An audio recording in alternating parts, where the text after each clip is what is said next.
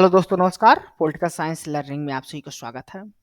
दोस्तों, हम लोग डिटेल एनालिसिस कर रहे हैं यूजीसी नेट पॉलिटिकल साइंस के क्वेश्चंस पेपर को, जो 6 जनवरी 2025 को आयोजित किया गया था। ये इस वीडियो का पार्ट 4 वीडियो है। अब तक हमने 75 क्वेश्चंस को एनालिसिस कर लिया है, पार्ट 1, पार्ट 2, पार्ट 3 के वीडियोज में। आज की इस वीडियो में हम लोग क्वेश्चन नंबर 76 से आगे के जो क्वेश्चंस हैं उनको एनालिसिस करेंगे, और ये आखिरी पार्ट है इस सीरीज का। तो चलिए देखते हैं 76 क्वेश्चंस क्या है। What is the concept of gang plank in an organisation. तो एक ऑर्गेनाइजेशन में गैंग प्लांक का क्या कॉन्सेप्ट होता है, इसका करेक्ट आंसर होगा option number 3, level jumping of hierarchy. Explanations देख लेते हैं। तो करेक्ट आंसर आपका थर्ड नंबर ऑप्शन होगा। जो गैंग प्लांक का कॉन्सेप्ट है, ये इंट्रोड्यूस किया जाता है ऑर्गेनाइजेशन की थ्योरी में हेनरी फ्यूज के द्वारा, एज अ पार्ट ऑफ जो 14 प्रिंसिपल्स देते हैं मैनेजमेंट के, उसके अंतर्गत। ये टर्म जो गैंग प्लांक है, ये रेफर करता है एक आइडिया को जिसमें एम्प्लॉय जो है तो सेम लेवल के ऑफिसर्स को डिफरेंट डिपार्टमेंट्स में कम्युनिकेट करते हैं डायरेक्टली। तो इसमें बाईपास कर दिया जाता है जो ट्रेडिशनल हायरार्किकल चेन्स होती है उसको। तो इसी को कहा जाता है लेवल जंपिंग ऑफ हायरार्की या गैंग प्लांक का कॉन्सेप्ट। नेक्स्ट क्वेश्चन था which of the following are the not part of the liberal democracy. तो आपको बताना है इनमें से कौन सा जो है तो कैरेक्टरिस्टिक लिबरल डेमोक्रेसी का पार्ट नहीं है। तो लिबरल डेमोक्रेसी बेस्ड होती है वन पार्टी सिस्टम पर, ये नहीं है। तो फर्स्ट ऑप्शन यहाँ पर हो जाएगा, क्योंकि जो लिबरल डेमोक्रेसी होती है वो एक से ज़्यादा वहाँ पर पार्टी सिस्टम हमको दिखाई देती है, मल्टी पार्टी सिस्टम वहाँ पर दिखाई देता है। बेस्ड ऑन होता है फॉर्मल लीगल रूल्स पर। लिबरल डेमोक्रेसी लीगल जो रूल होते हैं उस पर आधारित होती है, सही है। गारंटीज होते हैं, सिविल जो लिबर्टीज होती हैं और इंडिविजुअल्स की राइट, उसको गारंटी दिया जाता है, तो ये भी करेक्ट है। एक system of checks and balances पाया जाता है लिबरल डेमोक्रेसी में, ये बात भी सही है। स्टेट मोनोपोली पाई जाती है means of the mass communication, ये बात भी यहाँ पर इनकरेक्ट है, तो ये भी पार्ट नहीं है। तो ए और ई जो यहाँ पर स्टेटमेंट है वो पार्ट नहीं है लिबरल डेमोक्रेसी के। तो करेक्ट आंसर आपका यहाँ पर क्या हो जाता है, सेकंड नंबर ऑप्शन ए और ई। ठीक। नेक्स्ट क्वेश्चन है which of the following pairs are not correctly match. तो यहाँ पर बताना है कौन सा जो पेयर है वो करेक्टली मैच या प्रॉपरली मैच नहीं है। तो फर्स्ट न्यूक्लियर टेस्ट या एक्सप्लोजन जो किया जाता है यूएसए के द्वारा 1945 में किया जाता है, ये करेक्ट है। फर्स्ट न्यूक्लियर टेस्ट या एक्सप्लोजन जो यूएसएसआर के द्वारा किया जाता है 1949 में किया जाता है, ये भी करेक्ट है। फर्स्ट न्यूक्लियर टेस्ट या एक्सप्लोजन जो फ्रांस के द्वारा किया जाता है 1965 में किया जाता है, ये बात गलत है, 1960 में किया जाता है, ये स्टेटमेंट इनकरेक्ट है। फर्स्ट न्यूक्लियर टेस्ट या एक्सप्लोजन जो किया जाता है चाइना के द्वारा 1974 में किया जाता है, 1974 में नहीं किया जाता बल्कि 1964 में किया जाता है। तो यहाँ पर सी और डी दोनों स्टेटमेंट आपके करेक्टली मैच नहीं है। First nuclear test explosion India के द्वारा 1974 में किया जाता है, ये बात सही है। स्माइलिंग बुद्धा के नाम से ये टेस्ट होता है, न्यूक्लियर टेस्ट 1974 का। तो यहाँ पर आपका जो करेक्ट आंसर हो जाएगा वो नॉट करेक्टली मैच पूछा, तो सी और डी जो है तो प्रॉपरली मैच्ड नहीं है। तो यहाँ पर करेक्ट आंसर क्या हो गया, थर्ड नंबर आपका ऑप्शन हो जाता है। नेक्स्ट क्वेश्चन था, यहाँ पर आपको दो लिस्ट दी हुई थी। एक लिस्ट में कुछ स्कॉलर्स दिए हुए थे और सेकंड लिस्ट है उसमें उनके वर्क्स दिए हुए हैं, आपको इनको करेक्टली मैच कराना था। तो डॉक्टर एस राधाकृष्णन जो बुक लिखते हैं द इंडिया वे लिखते हैं, थर्ड नंबर ऑप्शन के साथ मैच होगा। हर्बर्ट एस साइमंस जो बुक लिखते हैं वो आपका एडमिनिस्ट्रेटिव बिहेवियर्स लिखते हैं। अब्राहम मैस्लो जो बुक लिखते हैं वो थ्योरी ऑफ ह्यूमन मोटिवेशंस की थ्योरी देते हैं, तो वो बुक लिखते हैं। और क्रिस एग्रिस जो बुक लिखते हैं वो ऑन ऑर्गेनाइजेशनल लर्निंग बुक लिखते हैं। तो यहाँ पर आपका जो करेक्टली मैच हो जाएगा, ए का थर्ड, बी का फोर, सी का वन और डी का थर्ड सेकंड, यानी कि फोर्थ नंबर जो आपका ऑप्शन है यहाँ पर वो आपका करेक्टली मैच हो जाता है। ठीक। तो करेक्ट आंसर क्या होगा, four number option. Doctor S Jaishankar the India way पुस्तक लिखते हैं। Herbert Simon administrative behaviour book लिखते हैं। अब्राहम मैस्लो जो है तो a theory of human motivations book लिखते हैं। क्रिस एग्रिस जो है तो an on organisational learning book लिखते हैं। तो इस साल के अगर पेपर में देखा जाए तो काफ़ी सारा क्वेश्चंस जो है तो बुक्स एंड ऑथर से आया हुआ है। बुक्स एंड ऑथर्स की एक डिटेल सीरीज हमने कवर की है, प्लेलिस्ट बनी हुई है, जिसमें हमने सभी यूनिट से जो इम्पोर्टेंट बुक्स और उनके द्वारा जो ऑथर्स हैं उसको हमारे चैनल्स में कवर किया गया है। तो आप लोग जाकर प्लेलिस्ट में देखेंगे तो जो तो आपको वहाँ पर दिख जाएगा, ठीक। तो ज़रूर देखिएगा, क्योंकि उसमें हमने मैक्सिमम जो बुक और ऑथर्स हैं उनको कवर किया है हर यूनिट की। नेक्स्ट क्वेश्चन था, who coin the term possessive individualism. तो पजेसिव इंडिविजुअलिज्म का जो कॉन्सेप्ट है या टर्म है वो किसने क्वाइन किया था, तो ये सीबी मैकफर्सन ने इस टर्म को क्वाइन किया था। करेक्ट आंसर क्या हो गया आपका, option number third, CB Macpherson. तो करेक्ट आंसर है सीबी मैकफर्सन। ये कनाडियन पॉलिटिकल थ्योरिस्ट हैं जो क्वाइन करते हैं टर्म पजेसिव इंडिविजुअलिज्म। अपने जो इन्फ्लुएंशियल वर्क है a theory of a political theory of possessive individualism Hobbes to Locke, जो पब्लिश होती है 1962 में। नेक्स्ट क्वेश्चन है, Russian Marxist thinkers and ruler Vladimir Lenin Ilyich Lenin died in. तो व्लादिमीर जो लेनिन थे वो किस ईयर्स में उनकी डेथ होती है, किस ईयर्स में वो डाई होते हैं, तो ये करेक्ट आंसर होता है यहाँ पर आपका करेक्ट आंसर है 1924, ठीक। तो 1924 जो ईयर है उसमें लेनिन का जो है तो डेथ होती है। नेक्स्ट क्वेश्चन था, यहाँ पर आपको दो लिस्ट दी हुई थी, एक लिस्ट में आपको ऑथर्स दिए हुए थे और जो सेकंड लिस्ट है उसमें उनके द्वारा जो बुक्स लिखी गई है उसको दिया हुआ था। तो आपको इनको करेक्टली मैच कराना था। तो मैक्स वेबर जो है तो पुस्तक लिखते हैं इकोनॉमी एंड सोसाइटी लिखते हैं। इजिया बर्लिन कौन सी पुस्तक लिखते हैं, एजिया बर्लिन लिखते हैं फोर एसे ऑन लिबर्टी। रोजा लग्जमबर्ग जो है तो कौन सी बुक लिखते हैं, तो रोजा लग्जमबर्ग लिखती हैं book social reforms or revolutions.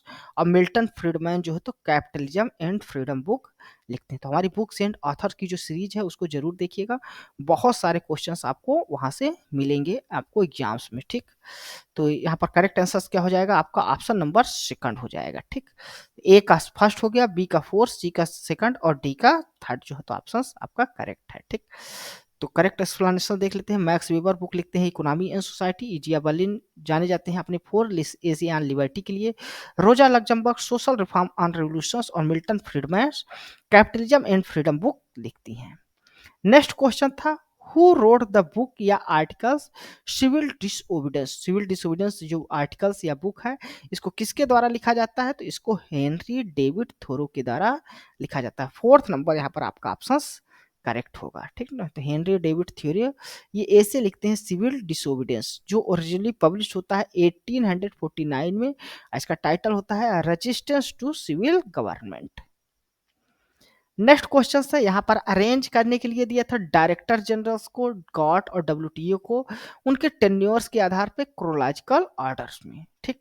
तो यहाँ पर ध्यान रखने वाली बात यह है कि एरिक विल्डहम वाइट, ओलिवर लॉन्ग और अर्थेल डकर ये तीनों गॉड के जो है तो डायरेक्टर जनरल थे। पीटर सदरलैंड डब्ल्यूटीओ के फर्स्ट डायरेक्टर जनरल थे और गॉड के लास्ट डायरेक्टर जनरल थे।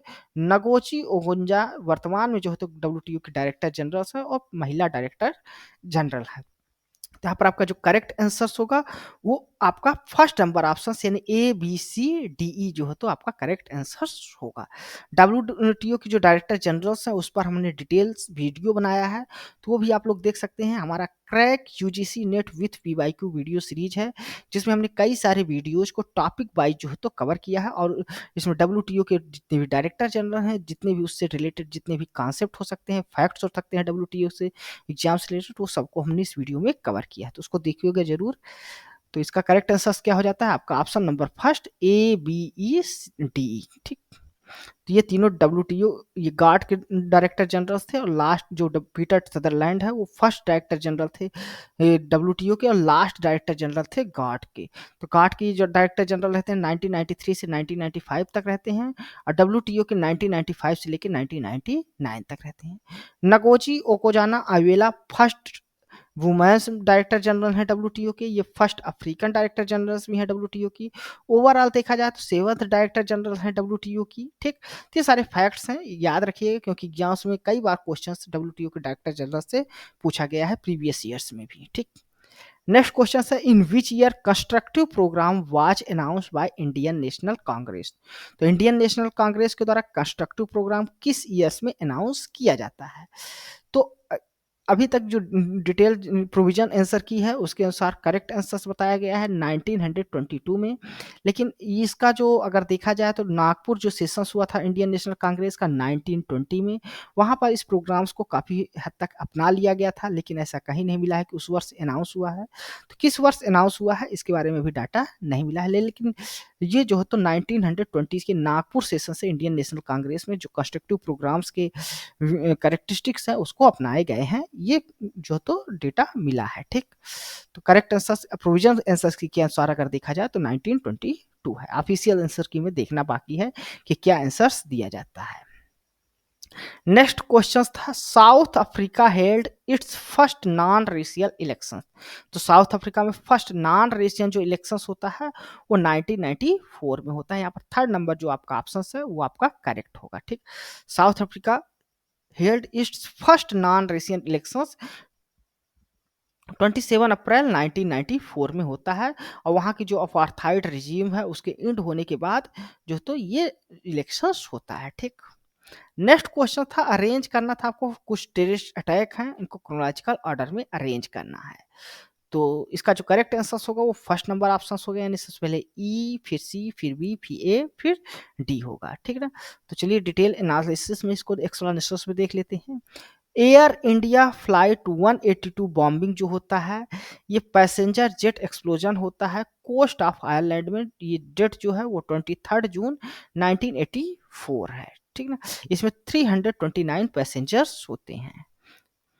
नेक्स्ट जो टेररिस्ट अटैक है टोक्यो सबवे सेरीन अटैक होता है, ये 20 मार्च 1995 में होता है टेररिस्ट अटैक टोक्यो जापान में। ठीक, तो इसका टाइम क्या है 1995, फर्स्ट जो है तो 1998 1984 5 और ये 1995 में। इंडियन पार्लियामेंट में अटैक की बात की जाए तो 2001 में इंडियन पार्लियामेंट में अटैक होता है जो 13 दिसंबर 2001 को होता है।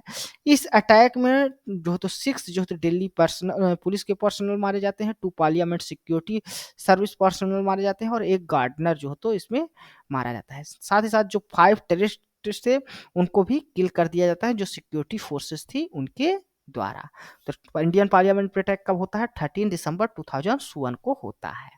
मॉस्को थिएटर होस्टेज क्राइसिस जो होती है ये 23 अक्टूबर 2001 को होती है, जहां पर होस्टेज बनाया जाता है 920 जो 12 जो होस्टेज हैं उनको बनाया जाता है। कैंप स्पाइचर मैस्कर जो होता है ये 12 जून 2014 को होता है। तो इसका आधार पे आप लोग सभी को करेक्ट मैच कर सकते हैं। ठीक, क्रोनोलॉजिकल ऑर्डर में। नेक्स्ट क्वेश्चन था, which act provide that the term of the members of Rajya Sabha shall be 6 years. तो किस एक्ट में ये प्रोवाइड किया गया था जो राज्यसभा के मेंबर्स हैं उनका टर्म जो है तो 6 ईयर्स के लिए होना चाहिए। तो the representation of the people act 1951 में ये प्रोविजंस दिया गया है। तो करेक्ट आंसर क्या हो जाएगा, ऑप्शन नंबर फर्स्ट यहाँ पर आपका करेक्ट आंसर होगा। नेक्स्ट क्वेश्चन था, arrange the following leaders assassination into chronological order. यहाँ पर कुछ लीडर्स दिए हैं, आपको उनको क्रोनोलॉजिकल ऑर्डर में अरेंज करना था। ठीक, तो चलिए डिटेल एक्सप्लेनेशन में देख लेते हैं। सी नंबर जो है आप थर्ड नंबर जो आपका ऑप्शन है करेक्ट होगा, यानी CAPDE। तो यानी कि SWRD भंडार नायके जो है तो इनका असैसिनेशन होता है सितंबर 26 1959 के जो प्राइम मिनिस्टर्स होते हैं सिलोन जो अभी श्रीलंका है उसका। फिर जॉन एफ कैनेडी जो है इनका असैसिनेशन होता है नवंबर 22 1963 में, ये प्रेसिडेंट होते हैं यूनाइटेड स्टेट्स के। फिर जियाउर रहमान की बात की जाए तो ये बांग्लादेश के प्रेसिडेंट होते हैं जिनकी असैसिनेशन होता है मई 13 1981 को। इसके बाद ओल्फ फॉल में आते हैं जिनका असैसिनेशन होता है 28 फरवरी 1986 में। प्राइम मिनिस्टर्स होते हैं ये स्वीडन के।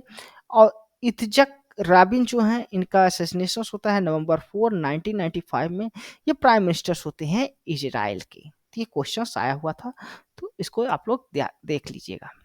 नेक्स्ट क्वेश्चन था, आइडेंटिफाई करने के लिए correct statement. Vinayak Damodar Savarkar argued that the revolt of 1857 India's first war of independence, जो वीडी सावरकर थे वो 1857 की जो क्रांति थी उसको इंडिया का फर्स्ट वार ऑफ इंडिपेंडेंस, स्वतंत्रता के लिए प्रथम स्वतंत्रता संग्राम का जो तो नाम देते हैं। ये बात करेक्ट है, ये स्टेटमेंट आपका करेक्ट है।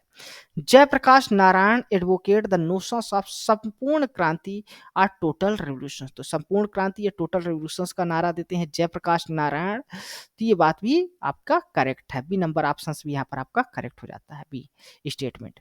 Bhimrao Bhimrao Ramji Ambedkar was a protagonist of social justice, social justice की वकालत करने वाले थे बी आर अम्बेडकर। ये स्टेटमेंट भी आपका यहाँ पर करेक्ट है, ए बी सी तीनों स्टेटमेंट करेक्ट है। बाल Gangadhar Tilak was a moderate leader, तो बाल गंगाधर तिलक मॉडरेट नहीं थे बल्कि एक्सट्रीमिस्ट लीडर थे, तो यहाँ पर आपका डी जो है तो स्टेटमेंट इनकरेक्ट हो जाता है।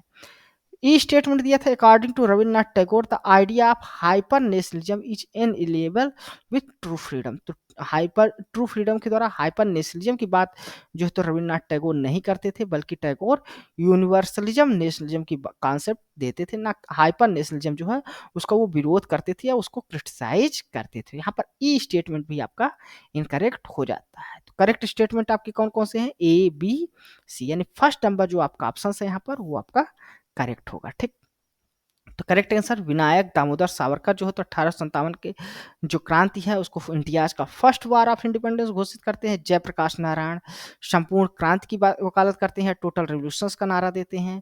भीमराव अंबेडकर जो है तो प्रोटैगनिस्ट हैं सोशल जस्टिस के। बाल गंगाधर तिलक मॉडरेट लीडर्स नहीं हैं बल्कि ये एक्सट्रीमिस्ट लीडर्स माने जाते हैं इंडियन इंडिपेंडेंस मूवमेंट्स के। इसी प्रकार टैगोर जो है तो अपोज करते हैं, विरोध करते हैं हाइपर नेशनलिज्म का, वो इसको थ्रेट मानते हैं ट्रू फ्रीडम्स के लिए। ठीक, तो यहाँ पर हम टोटल पॉलिटिकल साइंस के 1 से लेके 4 पार्ट में 90 तक क्वेश्चंस को हमने सॉल्व किया। लास्ट के जो 10 क्वेश्चन से आते हैं वो पैसेज से आते हैं, जिसको हमने यहाँ पर इंक्लूड नहीं किया है, तो उसको आप लोग देख सकते हैं। वो पैसेज से डायरेक्टली क्वेश्चंस आते हैं, उसमें कोई एनालिसिस करने वाली बात नहीं है। ठीक, तो धन्यवाद दोस्तों। यह वीडियो आपको कैसा लगा अपने कमेंट्स के माध्यम से हमें ज़रूर बताइएगा। साथ ही साथ आप हमारे इस चैनल को सब्सक्राइब कर लें ताकि इस तरह की जो वीडियोज़ हैं वो आपको मिलती रहें। इसे अपने दोस्तों के साथ भी शेयर करें। इसके अलावा आप हमारे टेलीग्राम चैनल्स पॉलिटिकल नेटवर्क को भी ज्वाइन कर सकते हैं, जहां पर आपको हमारे सभी वीडियोज़ की पीडीएफ और डेली प्रैक्टिस एमसीक्यू क्वेश्चंस भी मिलते हैं, और ये सभी आपको एग्जाम्स में अच्छा स्कोर करने में ज़रूर मदद करेंगे। यह वीडियो देखने के लिए धन्यवाद। Thank you.